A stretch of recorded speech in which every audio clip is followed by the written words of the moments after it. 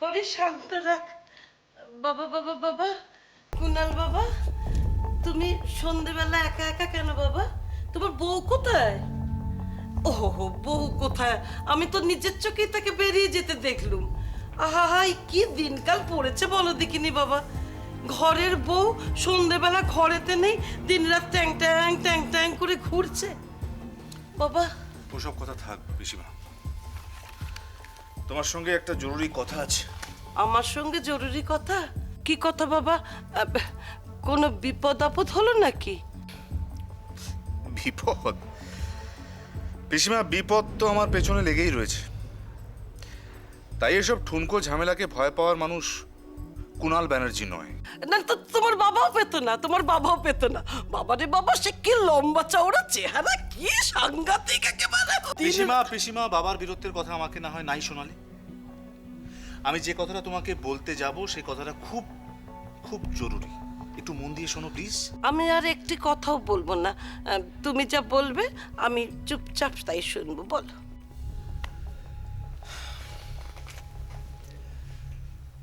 আমার পেছনে vigilance department পড়েছে। এটা আমারই ব্যবসার ক্ষেত্রে কোনো শত্রুর কাজ।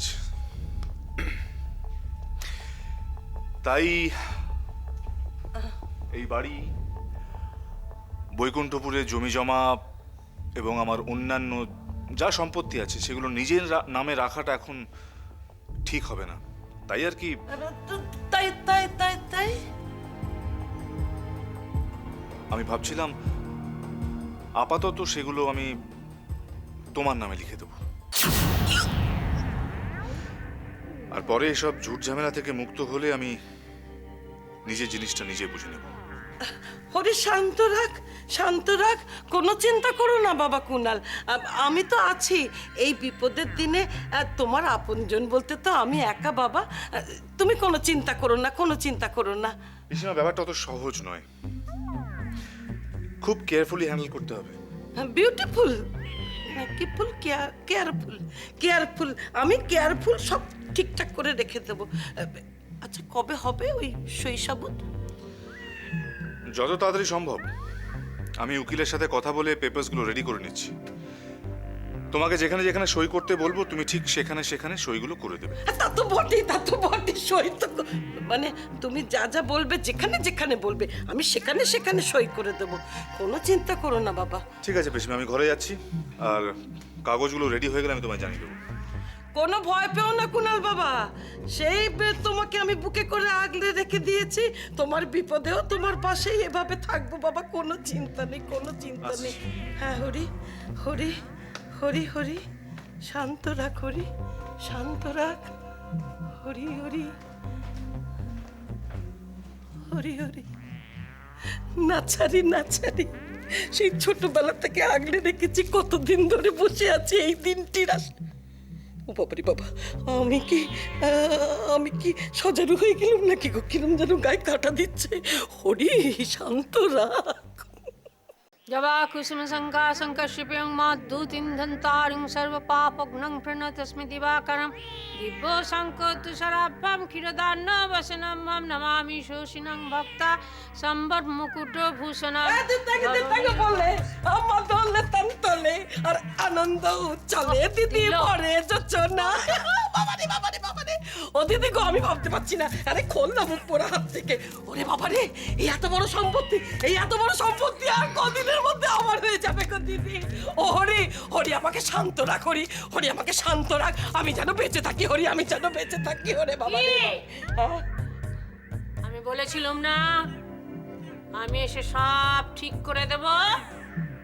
আমার কথা মিলল তো? মিললো বলে মিললো দিদি। ও দিদি গো, তুমি কি করে শান্ত আছো জানো? তুমি তো আসলে জানো না যে কুণালের কত সম্পত্তি। এই সম্পত্তি আমার হয়ে যাবে দিদি, গায়ে কাটা দিচ্ছে। ও দিদি গো, দিদি গো, এত সম্পত্তি নিয়ে আমি কি করব দিদি? না না না বাবা, আমি তো টাকা গুনতে পারবো না, আমি বরং বিলিয়ে দেব।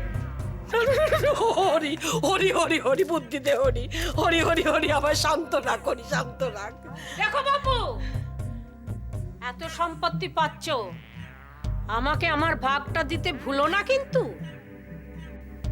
হরি, এ কেমন ধারা মানুষকে আমার ঘাড়ে চাপালে হরি? হ্যাঁ, তুমি শুধু নিজের আক্ষেপটাই ভাবো গো দিদি, আর কিছু কি তোমার মাথায় নেই গো? আরে আরে আরে, কে কাকে বলছে? ছুঁচ বলে চালনিকে। তোমার কি লোভ কিছু কম গা? আর থাক না, সব কথায় কথা ধরো কেন? এখন হচ্ছে আমাদের আনন্দের সময়, নিজেদের মধ্যে মুখ লাগিয়ে কোনো কাজ আছে গো? দিদি গো, জানো না, এই যে এই সম্পত্তি পাবার আশায় কবে থেকে এখানে আমি বসে আছি গো। উফ, কি লোভ এই সম্পত্তির ওপর। হরি, শান্তনা করি, এতদিনে বোধহয় আমার ভাগ্যের শিখেছিল। কি আমি বলেছিলাম না, যেখানে আমার মন্ত্রতন্ত্র চলে সেখানে কোনো বিপদ থাকে না। আমি একটা কথা ভাবছি গো দিদি, ভাগ্যে কুণালের মাথায় এসেছিল আমার নামে সম্পত্তিটা লিখে দেবার কথা। ভাগ্যে তোমার ভাইপোর বিপদটা আমি করিয়ে দিল। ভাগ্যে কুণালের বাপ এত সম্পত্তি করেছিল। ভাগ্যে আমি এসে পড়লো। ভাগ্যে আমার বাবার মাত্র 2টো ছেলে মেয়ে হয়েছিল।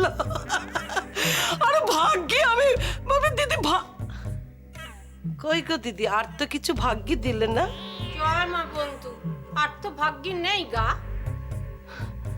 হরি, ভাগ্যে হরি, তুই আমাকে শান্তি দিলি।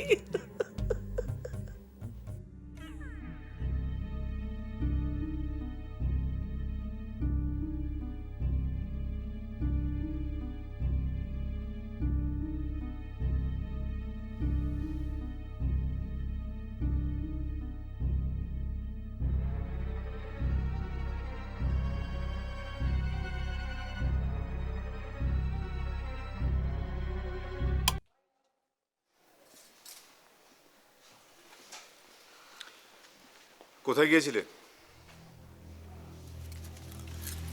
সেটা আমি তোমাকে বলবো না, আমার ব্যক্তিগত ব্যাপার। ব্যাপারটাকে বেশি কমপ্লিকেটেড করে তোলার চেষ্টা করো না জয়িতা। যা জিজ্ঞেস করছি তার জবাব দাও। আমার একটা কাজ ছিল। এটা আমার প্রশ্নের উত্তর হলো না।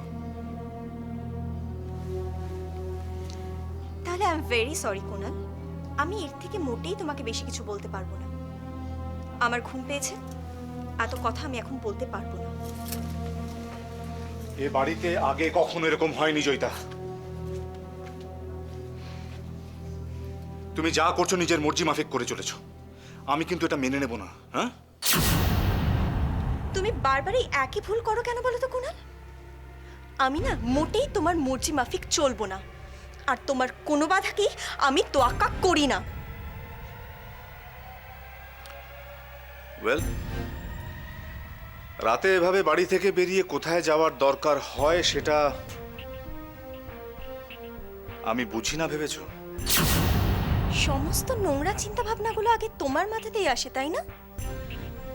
অবশ্য সেটাই তো স্বাভাবিক, যে নিজে যেরকম অন্য কেউ তো সেরকমই ভাববে।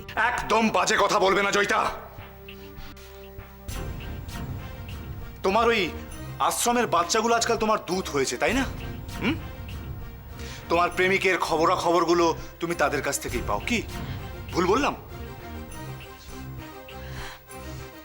কি বলো তো কুনাল, তোমার বলা এই খারাপ খারাপ কথাগুলো না এখন আমাকে আর টাচ করে না। তোমার যা ইচ্ছে তুমি তাই ভাবতে পারো। আমি কোথায় গিয়েছিলাম তা আমি জানি, আর আমার ঈশ্বর জানেন। তাই তোমার এই ছিটানো কাদাগুলো না আমার গায়ে মোটেই লাগবে না। থামো থামো, ঈশ্বর জানে।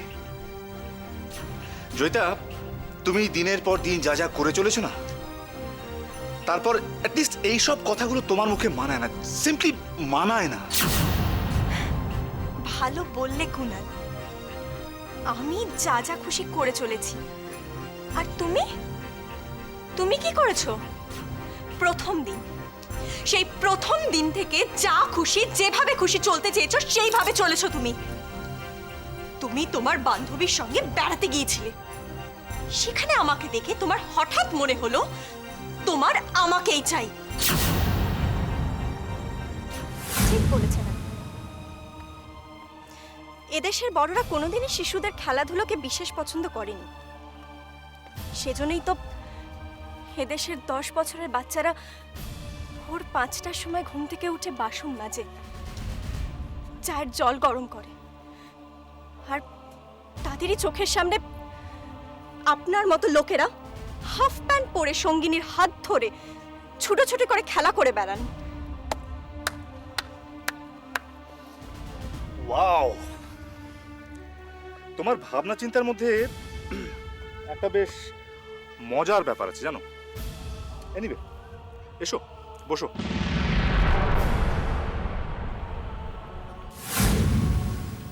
আর সেই প্রথম বোধহয় তোমাকে কেউ রিফিউজ করেছিল। কলকাতায় কোথায় থাকেন? জেনে কি লাভ? আমরা তো বন্ধু হতে পারি। না, পারি না। তেলে জলে কখনো মিশ খায় না। এটা তো অনেক পুরনো বস্তা পচা কথা। কিন্তু ভীষণ সত্যি। আমরা গরিব মানুষেরা জীবনের প্রতি পদে সেটা বুঝতে পারি। কিন্তু চেষ্টা করলে তো সেই অভিজ্ঞতাটা বদলানো যেতে পারে। যা হয় না তা হয় না। ওয়ারের মাপে কেউ বালিশ কেনে না, বালিশের মাপে ওয়ার বানায়। আর আমি যদি আপনার মনের মাপে নিজেকে মানিয়ে নিতে পারি, তবুও আমাদের বাড়ির গলির যা মাপ, সেখানে আপনার গাড়িটা ঢুকবে না। দেখুন, দুটো মানুষের পরিচয়ের মাঝে গরিব বড়লোকের প্রশ্ন কি করে আসে আমি জানি না, কিন্তু মনে হয় আপনাদের মতন কিছু কিছু মানুষের কাছে গরিবী আনাটা একটা অলংকার। অলংকার নয়, অহংকার। আর গরিবের অহংকারটা হলো দ্রৌপদীর শাড়ি। তাকে যত টেনে খুলতে চাইবেন সেটা তত বেড়ে যাবে। নমস্কার। আবার তুমি এইসব কথা তুলছো কেন? তাতেও কিন্তু তুমি থামোনি কুনাল। দিনের পর দিন তুমি আমার মামার বাড়িতে গিয়েছো। ওদেরকে বোঝানোর চেষ্টা করেছিলে যে তুমি আমাকে কতটা ভালোবাসো।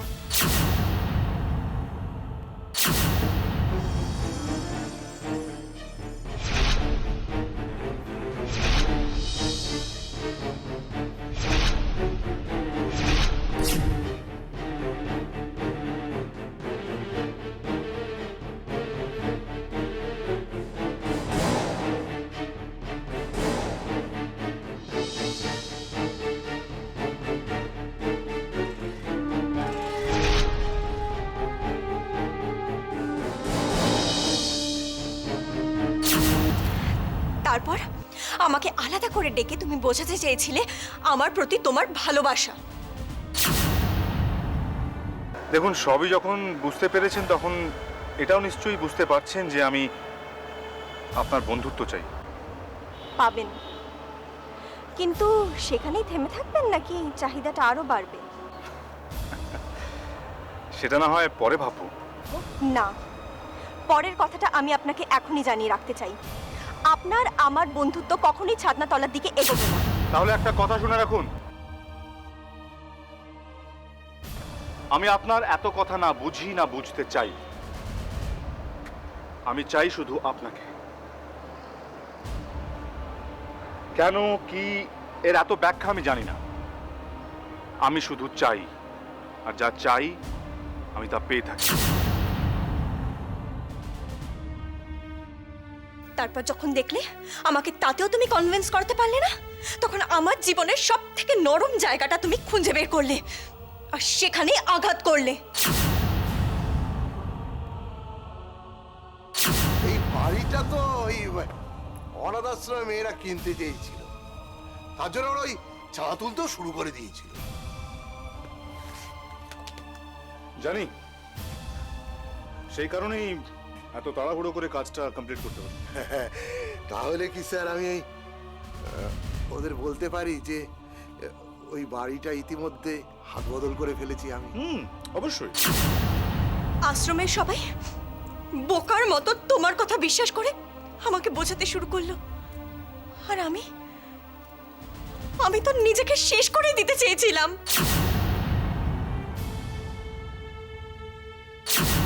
আমি শুধু বলবো ছেলেটি শিক্ষায় দীক্ষায় জ্ঞানে বুদ্ধিতে কারো থেকে কম নয়। যে কোনো মেয়েই তাকে স্বামী হিসেবে পেতে চাইবে। আর তাছাড়া ও তোকে ভালোবাসে।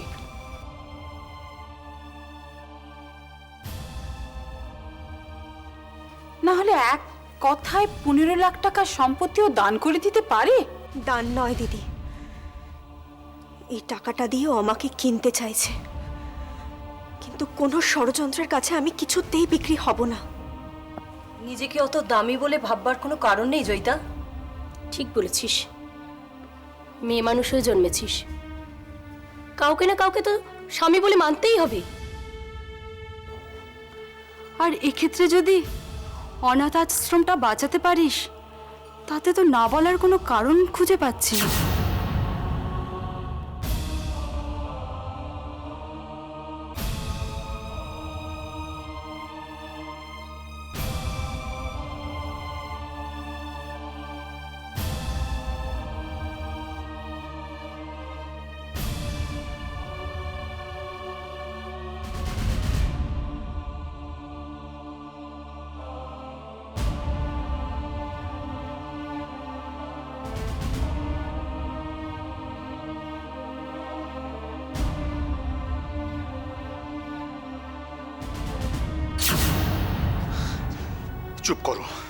চুপ করো জয়িতা, আমার আর ভালো লাগছে না।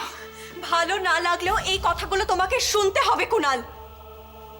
কি ক্ষতি করেছিলাম আমি তোমার, যে আমাকে এইভাবে ভুল বোঝানোর নতুন খেলা শুরু করলে আমার সঙ্গে? ভালোবাসার ভালো ভালো কথা বলতে শুরু করলে। বিশ্বাস করুন, আমি আপনাকে সত্যি ভালোবাসি।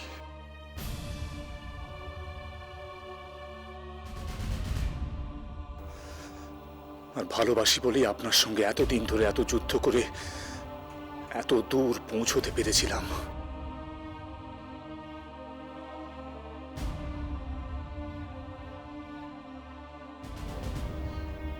কিন্তু আমার জন্য, আমার কাছ থেকে দূরে সরে যাওয়ার জন্য আপনি নিজেকে শেষ করতে চাইলেন।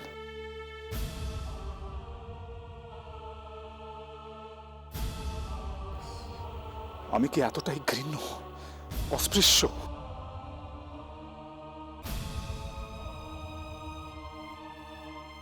আপনি আমার সমস্ত অস্তিত্বটাকে চ্যালেঞ্জ জানিয়েছিলেন, আর সেই চ্যালেঞ্জ আমি হেরে গেছি। আপনি জিতলেন।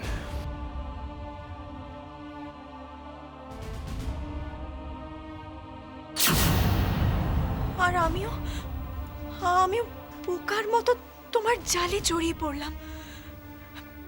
বিয়ের মতো একটা সুন্দর জিনিসকে তুমি যে এতটা বিকৃত করে তুলতে পারো, আমি তা স্বপ্নেও ভাবতে পারিনি।